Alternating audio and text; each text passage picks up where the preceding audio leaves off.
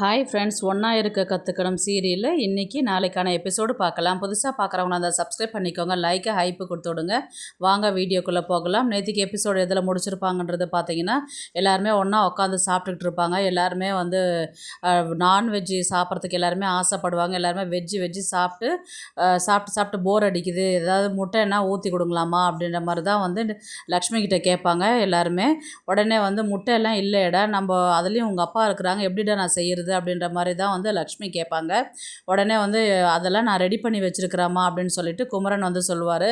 தோசைக்கல் எல்லாம் இல்லைடா அப்படின்ற மாதிரி சொன்னதுக்கு, அதுவும் நான் வாங்கி வச்சுருக்கிறேம்மான்னு, எல்லாம் முன்னாடியே ரெடி பண்ணி வச்சுட்டு தான் முட்டை கேட்டிங்களாடா அப்படின்ற மாதிரி தான் வந்து லக்ஷ்மி கேட்பாங்க. ஆமாம்மா அப்படின்ற மாதிரி தான் சொல்லுவாங்க. அதுக்கப்புறம் வந்து பார்த்திங்கன்னா, இவருக்கு நான்வெஜ்ஜு வந்து ஹோட்டலில் யூஸ் பண்ணக்கூடாது, வீட்லேயும் செய்யக்கூடாது, சாப்பிடவும் கூடாது கந்தசாமிக்கு. அதனால் நான்வெஜ்ஜுனாவே அவருக்கு பிடிக்காதுன்றதுனால அவருடைய வீக்னஸ் பாயிண்ட் வந்து இந்த இளையராஜா சாங்ஸ் கேட்டார்னா அவர் மெய் மறந்து இருப்பார். அந்த நேரத்தில் நம்ம முட்டை ஊற்றி சாப்பிட்லாம் அப்படின்றதுனால பாட்டை போட்டு விட்டுருவாங்க. ஸ்மெல்லு வருமே அப்படின்னு சொல்லிட்டு லக்ஷ்மி கேட்டதுக்கு, நான் சென்ட் அடிச்சிட்றேம்மா அப்படின்ற மாதிரி தான் வந்து கார்த்தி வந்து சொல்லுவார். உடனே சரிடா எதனா பண்ணுங்க அப்படின்னு சொல்லிட்டு இவங்க முட்டை ஊற்றுறதுக்கு போவாங்க. ஊற்றிட்டு ஸ்மெல்லு வரும்போது, இன்னும் இது முட்டை வாடை வருது அப்படின்னு சொல்லிட்டு கந்தசாமி வந்து கேட்பார். எல்லாருமே கொஞ்சம் பயந்துருவாங்க. எல்லாருமே அப்படியே அமைதியாகவே இருப்பாங்க. கொஞ்ச நேரம் கழித்து அந்த வீட்டில் வேலை செய்கிற அம்மா ஒருத்தங்க இருப்பாங்க. அவங்க வந்து பக்கத்து வீட்டில் ஊற்றுறாங்க கந்தசாமி, முட்டை கவுச்சி அங்கேருந்து தான் வருது, நான் வேணால் ஜன்னல் சாத்துட்டோமா அப்படின்ற மாதிரி தான் வந்து கேட்பாங்க. சரி சாத்துங்க அப்படின்வாங்க. இவங்க சாத்துனதுக்கப்புறம் ஸ்ப்ரே அடித்து விட்ருவாங்க. இப்போ வருதா பாரு அப்படின்ற மாதிரி கேட்டதுக்கு, இப்போ வரல அப்படின்னும்போது எல்லாருக்குமே ஊற்றி கொண்டு வந்து கொடுத்துடுவாங்க. எல்லாருமே வந்து வேகமாக சாப்பிட்டுட்டு அங்கேருந்து எழுந்து போயிடுவாங்க. அதுக்கப்புறம் ஹோட்டல்லாம் கழுவணும், துடைக்கணும்னு சொல்லிட்டு கீழே வந்து ஹோட்டல்லாம் வந்து கழுவுவாங்க. அதுக்கப்புறம் வந்து அங்கே இருக்கிற பாத்திரத்தை எல்லாமே கழுவி கவுத்து வச்சுட்டு வெளியில் வந்து கற்பூரம் ஏற்றிட்டு தான் வந்து வீட்டுக்கு கிளம்பி போவாங்க. ஹோட்டலுக்கு பின்னாடியே தான் வீடு இருக்கும். அடுத்தது வந்து பார்த்திங்கன்னா, நேற்றுக்கு ஹோட்டலில் வந்து சாப்பிடும்போது இவர் கந்தசாமி பற்றி பேசும்போது குமரன் வந்து சட்டையை பிடிச்சி அடிச்சிருப்பார் இல்லைங்களா. அவர் வந்து குடிச்சிட்டு வந்து பேசின்னு இருப்பார். எவ்வளோ தைரியம் இருந்தால் என் சட்டையை பிடிச்சி அவன் கேட்டிருப்பான், அவன் கடையை வந்து இல்லாத பண்ணிடணும், அவன் அந்த இடத்துல அந்த கடையே வைக்கக்கூடாது, அவங்க நடு தெருவுக்கு வரணும் அப்படின்ற மாதிரி தான் வந்து அவர் குடிச்சிட்டு பேசின்னு இருப்பார். என் பிறந்த நாளுக்கு என்ன வேணும்னு கேட்டேன் மாப்பிள்ளை, எனக்கு அவன் கடையை அடித்து காலி பண்ணுறது தான் எனக்கு வேணும் அப்படின்ற மாதிரி தான் வந்து சொல்லுவாங்க. சரிங்க மாமா, நான் அதை செய்கிறேன் அப்படின்ற மாதிரி தான் வந்து ஒரு 2 புது கேரக்டரை வந்து காமிப்பாங்க. அதுக்கப்புறம் வந்து இவங்க உள்ளார எல்லாருமே சாப்பிட்டுட்டு தூங்குறதுக்கு உள்ளார போவாங்க. உடனே புது மெஸ்ஸு ஸ்டார்ட் பண்ணணும் அப்படின்ற மாதிரி தான் வந்து இவர் கந்தசாமி பேசின்னு இருக்கும்போது சரஸ்வதி சொல்லுவாங்க, அட்லீஸ்ட் நம்ம புது ஹோட்டலை கட்டி அதுலேயாவது நான்வெஜ்ஜுன்றது செய்யலாமா அப்படின்ற மாதிரி தான் வந்து கேட்பாங்க. நான்வெஜ்ஜுன்ற பேச்சுக்கே இடம் கிடையாது, அப்போவும் சைவம் தான் அப்படின்ற மாதிரி தான் வந்து கந்தசாமி சொல்லுவார். இந்த மாதிரி எத்தனை நாளைக்கு தான் நான்வெஜ்ஜே சாப்பிடாமல் இருந்து சைவம் மட்டுமே சாப்பிட்ருந்தா உடம்புல எங்கேருந்து தெம்பு வரும்? இருக்கிற ஹோட்டலில் வேலை செய்கிறதுக்கே தெம்பு வேணும் இல்லையா, அதுக்காகவாவது நான்வெஜ் சாப்பிட்ணும் இல்லைங்களா அப்படின்ற மாதிரி தான் வந்து சரஸ்வதி வந்து கேட்பாங்க. அதுக்கு வந்து கந்தசாமி நான்வெஜ்ஜே யூஸ் பண்ணக்கூடாது, சாப்பிடவும் கூடாது, அதை பற்றி பேசவும் கூடாது அப்படின்ற மாதிரி தான் சொல்லுவாங்க. இவர் திருந்தவே மாட்டார் அப்படின்ற மாதிரி தான் வந்து லக்ஷ்மியும் சொல்லுவாங்க. அடுத்தது வீடு வந்து பார்த்திங்கன்னா ஹோட்டலுக்கு பின்னாடியே தான் இருக்கும். அங்கே எல்லாருமே போய் தூங்குறதுக்கு போவாங்க.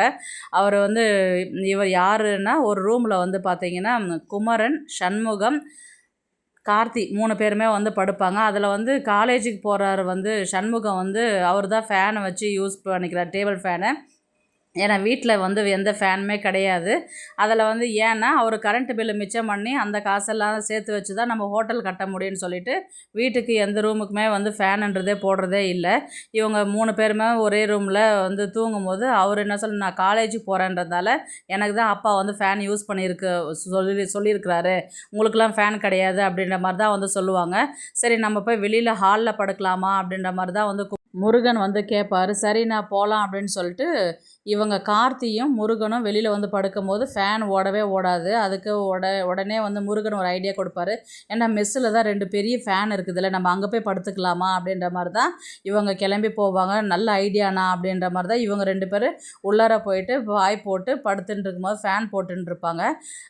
உடனே வந்து இவர் கார்த்தி தான் வந்து தண்ணி தாகமாக இருக்குன்னா தண்ணி குடிச்சிட்டு வர போகிறேன் அப்படின்ற மாதிரி தான் இவர் அங்கே கிளம்பி போவார். அந்த நேரத்தில் பாத்திரத்தெல்லாம் உருட்டின்னு இருப்பார். ஏன்டா சத்தம் போடுற, அப்பா வந்துட போகிறாரா அப்படின்ற மாதிரி முருகன் சொல்லும் போது அப்பா தானே வந்திருக்குது அப்படின்ற மாதிரி தான் வந்து அவர் சொல்லுவார். உடனே முருகன் வந்து பயந்து அடிச்சுன்னு எழுந்து உட்காந்து பார்க்கும்போது அந்த இடத்துல கந்தசாமி வந்து நின்றுருப்பார். அவர் தான் வந்து கேட்பார், யாரை கேட்டுட்டா நீங்கள் இங்கே வந்தீங்க அப்படின்ற மாதிரி தான் வந்து கேட்பார். நான் கரண்ட்டு பில்லை மிச்சம் பண்ணுறதுக்கு வீட்டில் வந்து ஒரே ஒரு டேபிள் ஃபேன் தான் வச்சு யூஸ் பண்ணிட்டுருக்குறேன். நாங்கள் ஃபேனு கூட இல்லாத தூங்கிட்டுருக்குறோம். உங்களுக்கு எவ்வளோ தைரியம் இருந்தால் ஒரு ஆளுக்கு 2 ஃபேனு போட்டுட்டு நீங்கள் தூங்குவீங்களா? உங்களை யாரா இங்கே வர சொல்லி சொன்னது? முதல்ல கிளம்புங்கடா அப்படின்ற மாதிரி தான் வந்து திட்டிட்டு அதுக்கப்புறம் இவங்க மறுபடியும் போயிட்டு அந்த ரூம்லேயே வந்து படுத்துன்னு தூங்குற மாதிரி தான் இருக்கும். அடுத்த நாள் வந்து காலையில் எப்பயும் போல் வேலை செய்கிறது தான் இருக்கும். இவர் முருகன் வந்து பார்த்திங்கன்னா திங்ஸ் எல்லாம் வாங்கிட்டு வரதுக்கு மார்க்கெட்டுக்கு போவார்.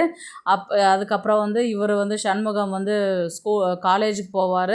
எல்லா வேலையும் செஞ்சுட்டு இருக்கும்போது இவங்க ரெண்டு பேரும் ரொட்டீன் ஒர்க்கு பண்ணுற மாதிரி தான் இருப்பாங்க. இவங்க வந்து ஆல்ரெடி இவங்க 2 பேர் பேசி வச்சுருப்பாங்க இல்லைங்களா, நைட்டில் வந்து குடிச்சிட்டு இந்த மாதிரி கடையை நம்ம காலி பண்ணணும் அப்படின்ற மாதிரி வந்து சொல்லியிருப்பாங்க இல்லையா. அவங்களாம் வந்து கடையை வந்து நோட்டம் விடுறதுக்கு வருவாங்க. எங்கே இருக்கிறாங்க, என்ன பண்ணுறாங்க அப்படின்னு பார்க்குறதுக்காக, எத்தனை பேர் இருக்கிறாங்க அப்படின்னு பார்க்குறதுக்காக வந்துட்டு போகிற மாதிரி தான் வந்து கதையை கொண்டு போவாங்க. அதுக்கப்புறம் வந்து பார்த்திங்கன்னா இந்திராவை தான் காமிப்பாங்க. இந்திராவுக்கு வந்து பார்த்திங்கன்னா அவங்க ஃப்ரெண்ட்ஸுங்களாம் வந்து கேட்பாங்க, உங்கள் வீட்டில் வந்து இப்போவும் வந்து நீ தான் பேசி அதிகாரம் பண்ணுற மாதிரி தானே உங்கள் வீட்டை வந்து மெயின்டைன் பண்ணுற. ஆல்ரெடி உங்கள் தங்கச்சியும் உங்கள் தம்பியெல்லாம் பெரிய பிள்ளைங்களா ஆகிட்டாங்க இல்லையா, இன்னும் என்ன அவங்கள கண்ட்ரோல் வச்சுட்டுருக்குற, அவங்களே கொஞ்சம் அவங்கவுங்க வேலையை பார்த்துக்க மாட்டாங்களா, இப்போவும் வீடியோ காலில் தான் பேசி எல்லாத்தையும் இது செய்யாத செய்யின்னு சொல்லிட்டு இருக்கிறியே அப்படின்ற மாதிரி தான் வந்து அவங்க ஃப்ரெண்ட்ஸுங்க கேட்பாங்க. ஏன் இப்போ உன் தம்பி தங்கச்சி அப்பாவை பார்த்த உங்கள் அம்மா இல்லையா வீட்டில் அப்படின்ற மாதிரி தான் வந்து கேட்டதுக்கு இன்னொரு ஃப்ரெண்டு வந்து என்ன சொல்லுவா, அதெல்லாம் பர்சனல், அதெல்லாம் நீ கேட்காதடி, ரொம்ப டீப்பாலாம் உள்ளே போய் கேட்காத அப்படின்ற மாதிரி சொன்னதுக்கு இந்திரா வந்து என்ன சொல்லுவாங்க, அதெல்லாம் ஒன்றும் தப்பு இல்லடி, எனக்கு அம்மா இருந்தாங்க, ஆனால் அம்மா எங்கள் வீட்டை விட்டு கிளம்பி போயிட்டாங்க. எங்கள் அப்பா வந்து அதிகமாக சம்பாரித்து கொடுக்காதனால அந்த வாழ்க்கை பிடிக்கலன்னு எங்கள் அம்மா வீட்டை விட்டு போயிட்டாங்க. அவங்களுக்கு பிடிச்ச வாழ்க்கை அவங்க வாழ போயிட்டாங்க. இப்போ நம்ம போய் அவங்கள குறை சொல்ல முடியாது இல்லையா. அவங்களுடைய பர்சனல் லைஃப்பில் வந்து நம்ம இன்டர்ஃபியர் ஆக முடியாது.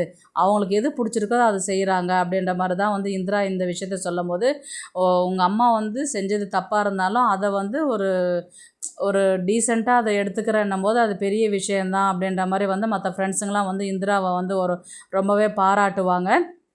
அடுத்த நாள் வந்து முருகன் வந்து மார்க்கெட்டுக்கு போயிட்டு காயெல்லாம் வாங்கிட்டு வரும்போது அந்த வழியில் வந்து இந்திராவை பார்க்குற மாதிரி வந்து கதையை கொண்டு போவாங்க.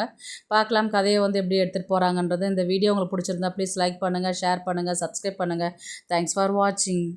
இந்த வீடியோ உங்களுக்கு பிடிச்சிருந்தா ஒரு லைக் போடுங்க, நம்ம சேனலை சப்ஸ்கிரைப் பண்ணுங்க.